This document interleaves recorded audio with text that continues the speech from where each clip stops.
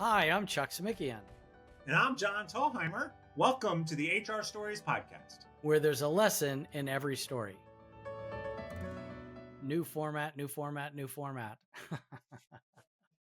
John, you want to tell what we've been talking about? We're changing things up here on the HR Stories podcast a bit. We're still bringing a story, and we're still bringing some news commentary, but we're looking at adding a couple of little things, changing things up. If this is your first time here, or this is your 100th time here, because this is way over episode 100, we're going to welcome you, and John's going to tell you a little bit about what's going on. Yeah, everyone. So we're going to take this off.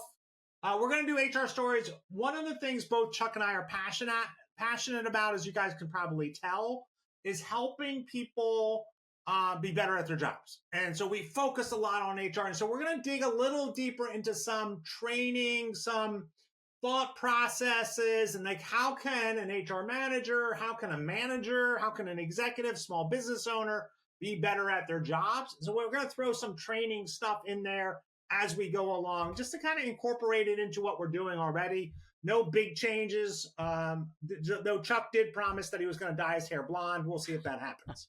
Yeah.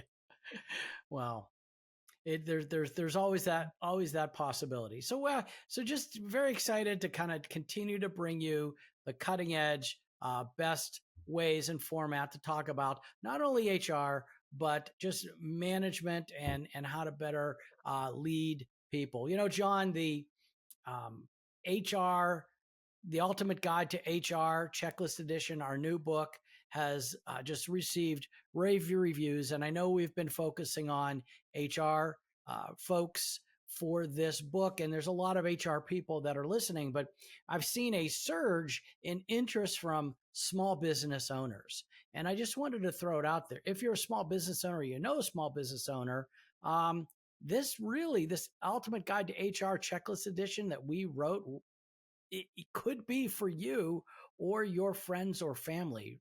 What do you think, John? No, it was funny because I was over at our local chamber, and I was talking to the president of the chamber there and introducing myself and telling a little bit about there. And that she was like, you know what?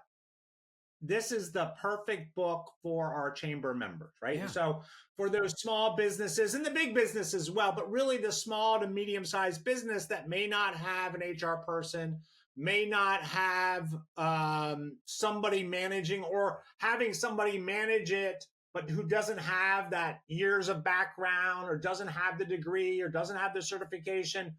And I was saying this in my class today. I was teaching a workshop today.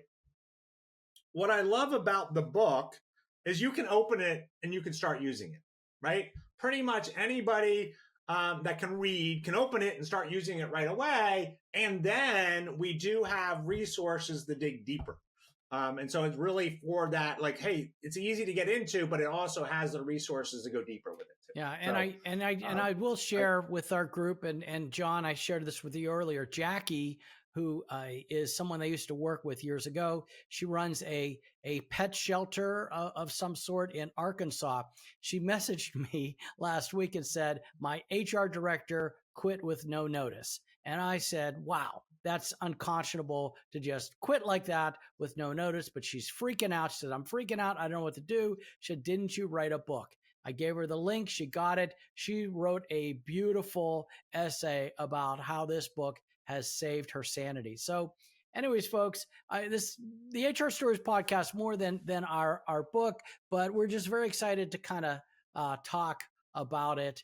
And if you want more info, you want to look at the show notes here, you can check it out. You can check out a preview. We're out on Amazon.com, and you can also get a downloadable PDF electronic version too. So anything else, John, or you want to talk a little bit about some news and commentary?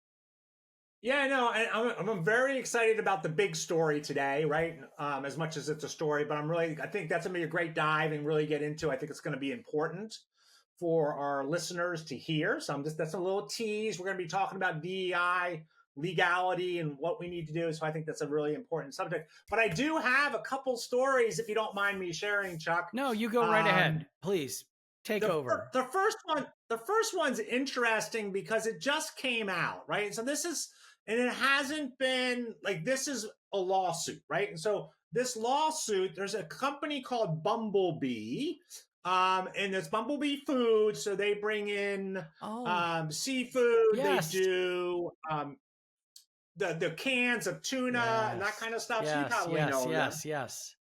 And so there is 4 Indonesian fishers, right, that are suing the company for a pattern of abuse on 3 different boats that were supplied by Bumblebee, including physical abuse, long stretches of work without rest, and denial of medical care. And so it's interesting because the way they're suing them is under the Trafficking Victims Protection Act. And it's the first American company being sued. And so it's going to be interesting to see where this happened. But when they talk about the conditions on the boat, the captain would slap the crewman with his hand, hit him in the head, stab them with a needle. Let's see. He screamed, the crew rushed. Oh, somebody got hot cooking oil spilled on them, and they would not give them any medical attention. The boats would not be going into port, and so there was no time to take time off or any of that kind of stuff. So they felt like forced labor. Yeah. And so it's going to be interesting to see how, again, this probably doesn't impact many of our individuals here, but it's going to be seeing how companies, American companies that are using labor outside of the United States, how this American Trafficking Act could impact them.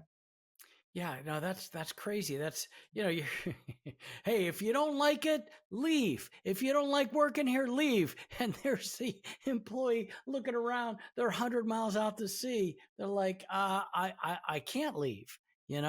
Well, you're here for 3 months, so suck it up, Buttercup. So yeah, man, that's really interesting how they've, because I can't imagine life on a fishing boat. Sometimes is pure bliss, right? I mean, it just can't be. But I could also imagine that if you're a captain and you have a couple of people and you're like, I'm just going to take them, and I happen to be a mean guy and abusing them, he probably never saw this coming. They probably never saw this coming as far as the human trafficking angle. That's fascinating. Yeah, and it's a fascinating, again, right? It's fascinating. We don't know where it'll go or any of that kind of stuff. But it is a good reminder for us in the United States to know that the working conditions across the globe are not, there's not as many protections as there are in the United States. So it's a good reminder to be like, oh yeah, it could be pretty bad. Wow. Well, our big story today is about the EEOC guidance that they just dropped a few weeks ago, and we're going to be breaking that down for everyone. But I do have a story of EEOC-ness that deals with reasonable accommodations and the ADA. And there's a company called Cutting Edge Supply. They're a construction company, right? Rough, tough construction folks. And they have to pay $150,000 to settle an EEOC lawsuit because they have a welder that had an accommodation, and they deemed it a reasonable accommodation that he was a diabetic, and he requested snack breaks throughout the day to regulate his blood sugar. And you probably saw this, John, come out there. And they allegedly denied this accommodation and fired him when he complained.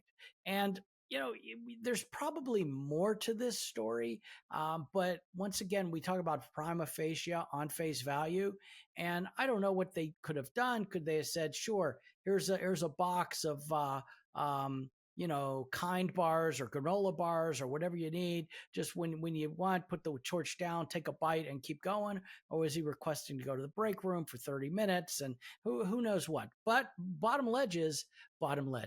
Cutting Edge ended up having to pay that worker $150K. They have to review its existing ADA policies, provide training in compliance with ADA, and maintain a strict record keeping practices. And that was a consent decree from early February. So the learning aspect here, folks, is if you have 15 or more employees, you're required to provide them reasonable accommodations. And that could be any change or adjustment to the job or the work. So that's the learning thing. We talk a lot about ADA. I could keep going on, but this is something that, John, I see out there all the time. What, you want a snack break? A snack break? Oh, Right. Yeah. laugh it up. But guess what? Ding, $150,000 later. Yeah. Or, oh, my doctor told me I need to sit for 10 minutes every hour. Well, your job description says you stand the whole time. So sorry, you're not going to have it. This is where my frustration lies. And you know this, Chuck. My frustration lies is we're not training our supervisors and managers on ADA, on FMLA leave. We're not helping them. We're not giving them the tools they need to be successful, and kind of making sure that they do that becomes really important. Something tells me there's probably ego with this, with the boss or with the company being like, well, you're not going to take a break on my time type of thing. So I don't know, John, you got anything else for us? Any commentary? Yeah, I got two more stories. Sure. You know, right? You know that I'm a big fan of Gallup. Big fan. And they came out with this article today. It says why Americans are working less. Bum, bum, bum, bum. And so statistically, we are working a lot less than we were in 2019. So in 2019, the average worker was working 41.1 hours. In today's time, it's 42.9 hours. And interestingly, they broke it down by age. So those workers 35 and 18 to 34 are working 2 hours less. And those hours 35 and up are working 1 hour less. And so they looked at, like, why is this happening? What's going on here? So number one, employee well-being has been on the decline, right? Mm-hmm. So burnout, just mental degradation or whatever is really happening in there. And then the other thing that's happening I thought was interesting is employees now have less trust in institutions, meaning they don't think that the employer is going to treat them well over the long term. And so therefore, they're only putting in the hours that they need to for the moment and not thinking about, oh, this is going to help my career and that kind of stuff, which there should be some balance in there as well. Obviously, technology is making things more efficient, so we're seeing some of that as well, but I don't think that's there. And so one of the things that they said is that there's a connection between the hours worked and employee burnout. Okay. And one of the things I was thinking, Chuck, as I was reading this article, it would be really good for us to talk about, maybe in my next episode that I do, we're going to talk about burnout and what we can do about it for ourselves, right? Because HR, obviously lots of burnout in HR. But also then what can we do to help those individuals that are in our organization with burnout as well? So I'll take that as a takeaway and I will do that. But it was just interesting to kind of see, they kind of tied it in to employee engage, right? So not engaged and disengaged employees. Burnout is rising with the people that are not engaged. It's still rising among the people that are engaged, just not at a higher rate. And it's interesting because burnout isn't just about hours, it says it's about management. And again, it's training our supervisors and our managers to be better, right? Mm-hmm. And so kind of doing that and getting into that place becomes important. So I will, for those people that are listening, all of my listeners out there, I will work on putting something together. I'm not sure how this is going to look right now because I just thought of it now. But we probably want to deal with that here. I'm taking a note. All right. Burnout and how do we deal with it in the workplace? I love it. A future HR Stories podcast.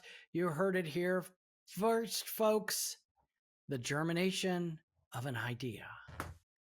Hey, Chuck, I got one more story to tell you. You got time? We got time to have one more story? We got time, John. We got time. Always time for one good story here on the HR Stories podcast. All right, so this comes from HR Dive, right? And it says most workers say they've been catfished into taking a job. Catfishing. Right? And so basically they've been misled is the emphasis of the story. From the hiring managers and the recruiters, 79% said the role did not live up to the description provided by the recruiter or hiring managers. Among those, 49% said the workers' work responsibilities were different than expected, while 21 said the company culture was misrepresented. I hear that a lot. And 9% said the compensation or benefits were overstated. I don't know how you get that last part wrong. Really, the compensation benefits should be very clearly laid out to a person that are going to get the job. Before I take it, I'm going to be like, I want to see that in writing. But I understand the culture one is something that we see a lot of when the people that are doing the hiring are not misleading, but they're representing their experience as that's the experience everyone has. Yeah. Sometimes I think a hiring manager is, oh, I love it here. It's great. It's fantastic. Or the HR person's like, I love my role here, but they're not in the trenches, and it may be a different culture in the trenches. Yeah, that is a fascinating story to really dig into and follow up. I am fascinated with that because catfishing, job posting catfishing is I can see it happening. Sometimes they might say generous PTO package, fantastic benefits and medical and dental. And maybe they don't go into the details, but maybe that company says generous PTO package is like 5 days off a year. And hey, yeah, this is generous, But I will tell you, there is a companies that are able to maybe recruit and retain people need to be able to take a look at their external brand, right?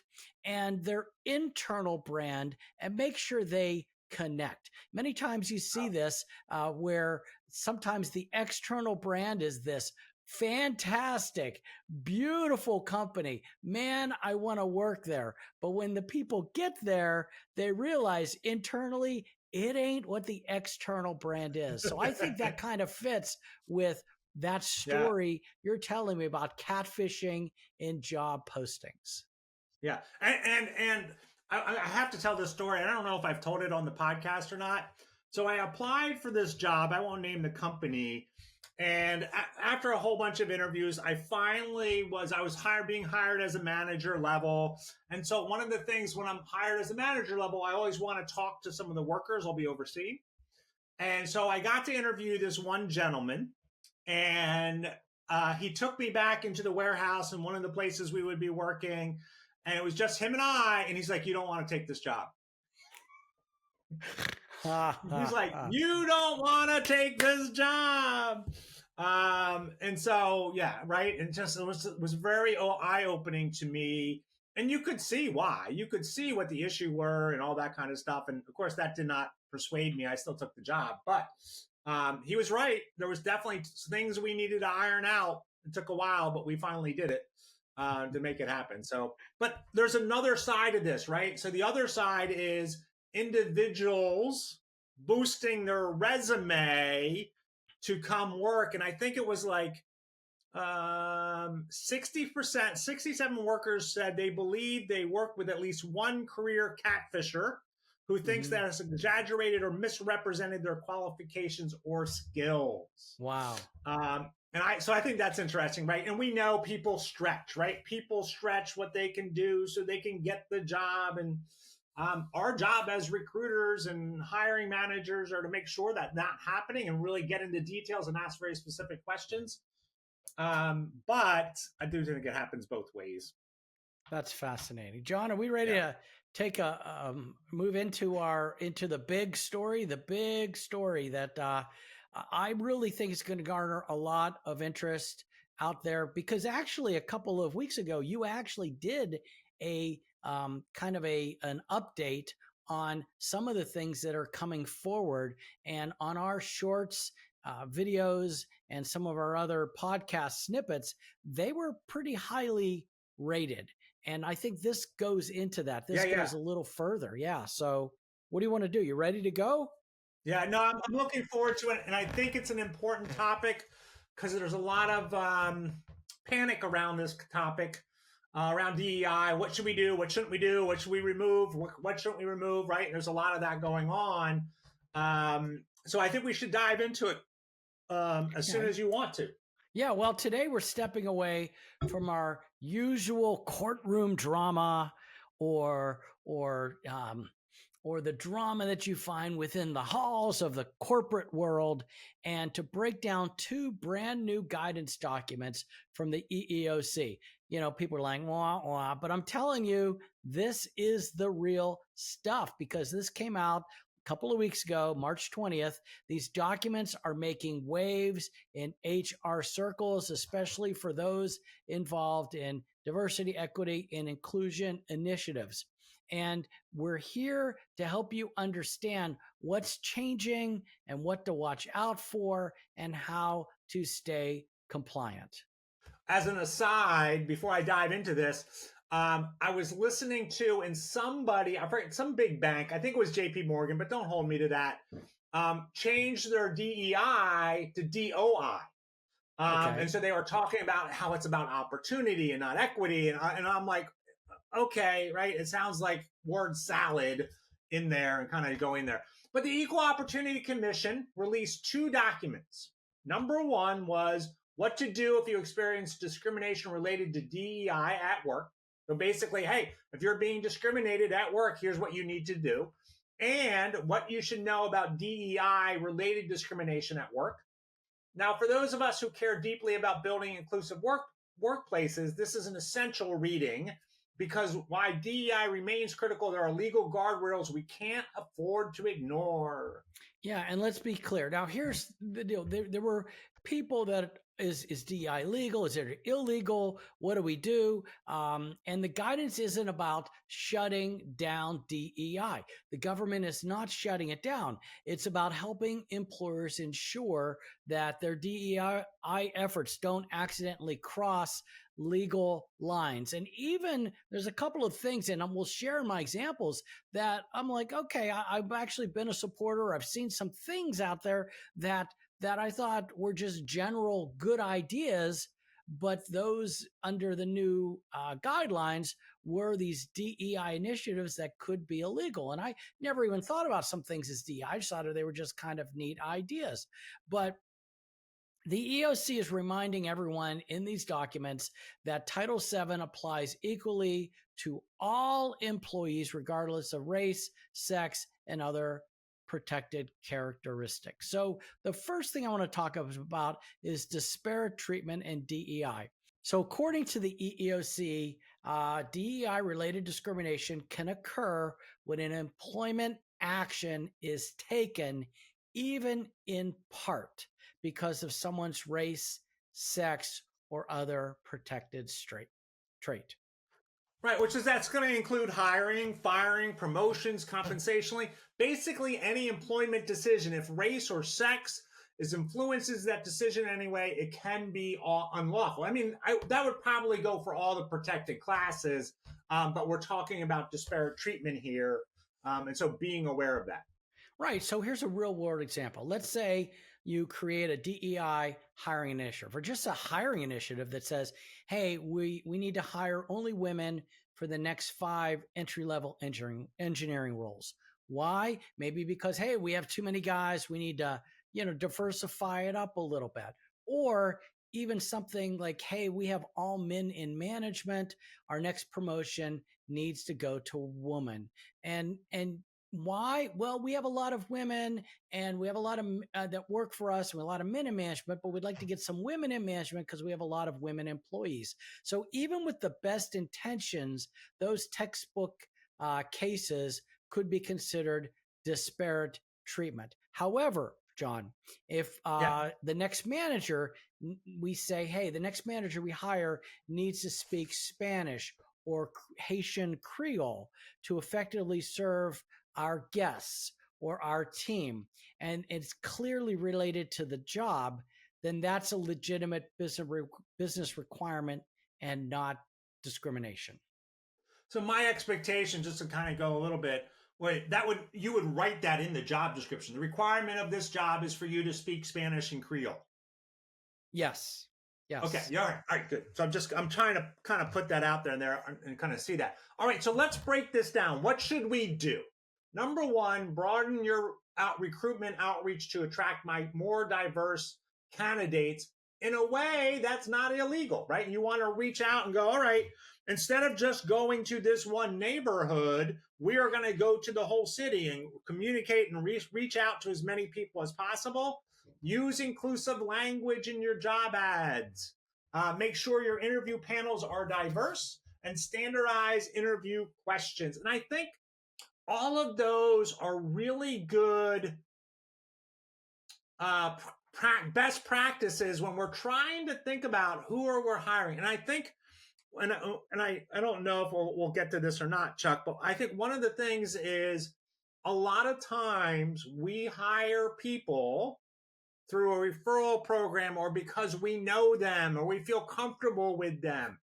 And I think that stops, right? That stops us from hiring a diverse pool and doing that. That's still legal. That's still illegal.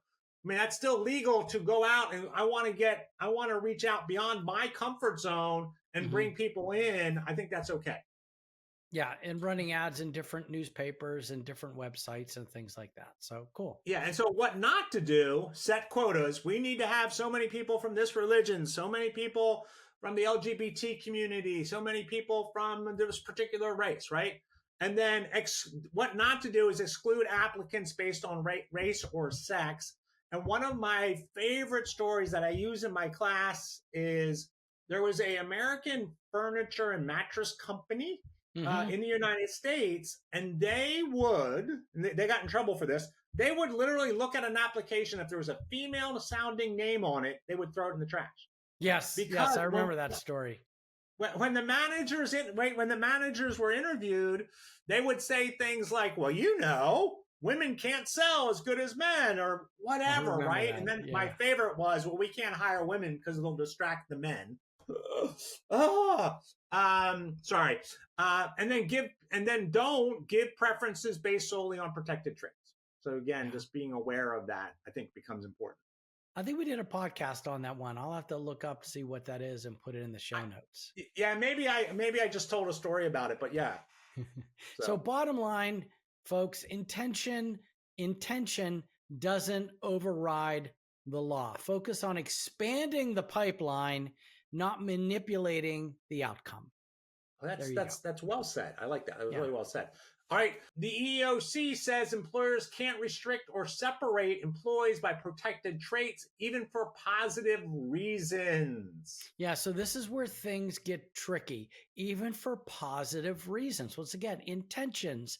While many may not be big fans of DEI, so there may be people, and that's fine. You're listening. You're like, I'm not my forte. I'm not a big fan of DEI.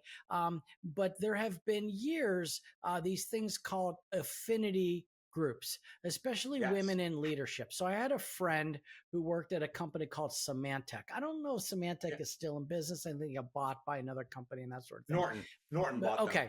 Yeah. So Symantec was out there and they had this group called the SWANs, the Semantic Women's Action Network. And they were for women managers in tech. And it was a great support space. And this friend of mine, she was really involved and she really enjoyed their meetings. But under this new guidance, a group like that, if it limits its membership to only women, could be seen as unlawful. Yeah, and this is where I think we see a lot of those affinity groups. I am a big fan of affinity groups. Because it's about social connection and bringing people together and doing all that. So I think it's great. And so they're there meant to uplift. But if you exclude others based on a protected class, it becomes legally risky. So what should we do? Number one, create ERGs or support groups that are open to all, but focus on shared experiences, right? And so things like everyone that likes to quilt, everyone that's a first-time manager, everyone that is in the pool to be promoted, right? All of those are great affinity groups, ERG groups, or support groups that can be really good. Say ERG this is group is employee focused on resource supporting group. women in leadership, open to anyone Yeah. who wants to be part of that conversation. Exactly. Right? Well, I love that kind of approach, right? And so you're saying like this, we are here to uplift women in leadership, but anybody can join. Yes, Now, absolutely. what not to do, right? Only women can join, only men can join, only Christians can join, right? All of that in there. And have separate training or mentoring by race or gender also becomes an issue as well. Yeah. It comes down to access. If someone is being excluded because of their protected status, even with good intentions, I have to keep saying that, even with good intentions, then you have a problem. Point number 3, I want from these EEOC guidance memos that came out. Point number 3, harassment risks in DEI training. So DEI training can backfire if it's delivered in a way that makes people feel targeted. Yeah, so it's a fine line, but I feel this if your unconscious bias training implies that all men or all white employees are inherently biased, then that can create resentment or even claims of harassment in that, right? And so I think it's a very, very fine line. And we all have heard the stories of where DEI training has gone wrong and made people feel uncomfortable. I worked on and I've created a program called the Advantage Point, where we talk about our perspectives and where do our perspectives come from. And I won't get into it today. Maybe, you know what, we'll do a little lesson here, Chuck. We'll just throw that lesson in if you don't mind. Throw the lesson in. So Advantage Point is really how we see the world, right? And so it comes from our DNA, our values, our education experience, our life experience, our environment that we work in, our goals, our energy at any moment. That is our perspective in life. And we can use that to have those conversations about how do we build a team? How do we relate to other people that are different than us, right? And so we can do all that kind of stuff. And so that, I think, is a great way to approach it versus pulling somebody out and calling them like, oh, you're biased. Everyone's biased. Everyone's biased. There's no doubt that everyone's biased. We all have different perspectives on life, and we're not open to other people's perspectives. That's a challenge. And so really, when we think about doing training, the things we need to do, we need to design training around behaviors, not identities. Mm-hmm. We need to emphasize empathy, right? And I love that. And perspective taking and business case for inclusion. One of the things we do in my workshops around Advantage Point is we talk about what's your favorite comfort food. And it's fascinating because people will come and say, this is it. And it's typically a comfort food comes from a part of our culture and part of our life. And so it's a great discussion because it shows that we all have different perspectives about the same topic. And then involve diverse voices in reviewing content. I had a friend who was a Black woman, a little older than I was. And she was so great when we're doing marketing things. She was so great about like, ooh, that comes off like this to me. That I would not have picked up and other people would not have picked up. And so it was great having that diverse voice in that room. All right, so now when we're thinking about opinions, right? You can still ask people their opinions. You can widen that pipeline. So yes, I like that. Yeah, fantastic. Sorry, I didn't mean to step on you there. All right, so harassment risk in DEI training. What should we not do? Suggest any group is inherently the problem. Use shame-based approaches.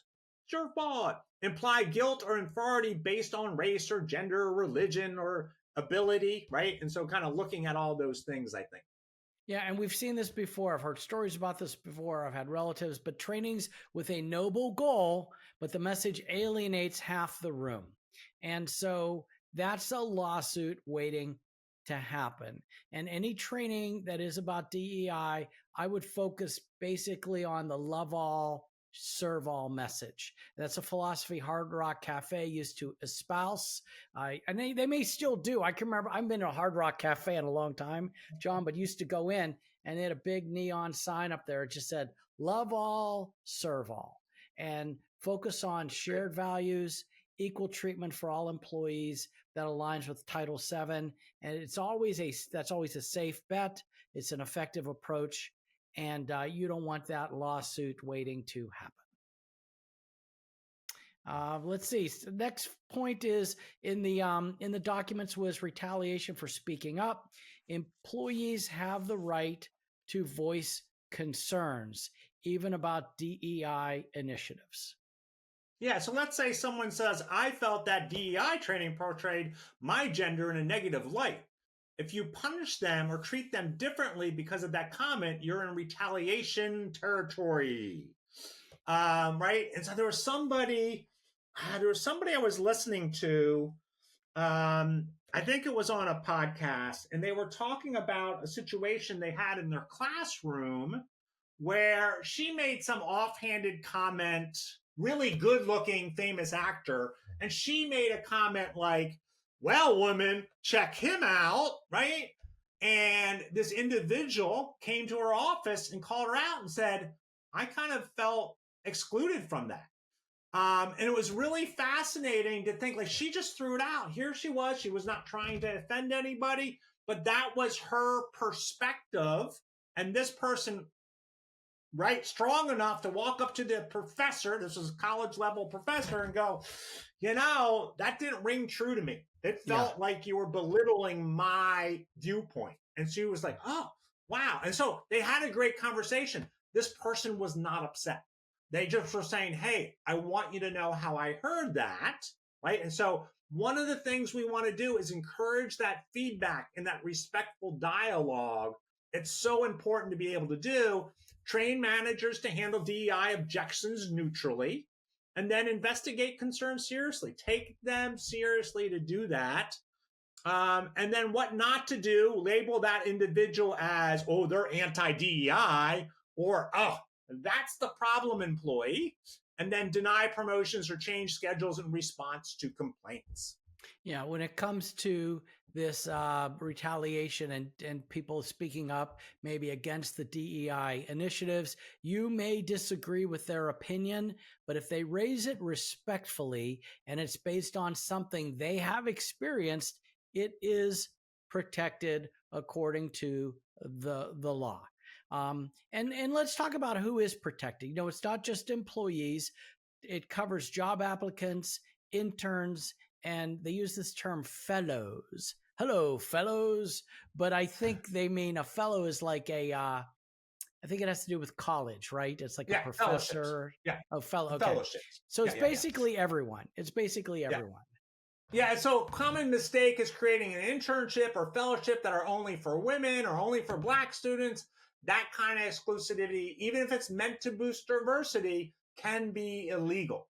So what do you want to do? Again, with targeted outreach, create a program open to all. Say, hey, we're looking for everybody. We want everybody to be here. We want that diversity to kind of do that. Focus on neutral categories like first-gen students or economically disadvantaged applicants, right? You're changing your perspective of what you want, right? And so that's a really good thing there. Definitely don't say, well, this internship is only open to a specific group, only female Black students or whatever, right? Excluded candidates based on race, gender, ethnicity, religion, right? We could go on any of the protected classes in there.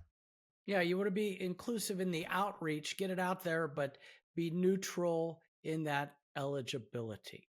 So, John, I want to start wrapping things up here, and we're going to go into 11 tips for lawful DEI. And this is from the acting chair of EEOC, Andrea Lucas. And I'm just do a shout out to Eric from the Employer's Handbook blog for kind of turning us on to these 11 things. So, John, take it from here.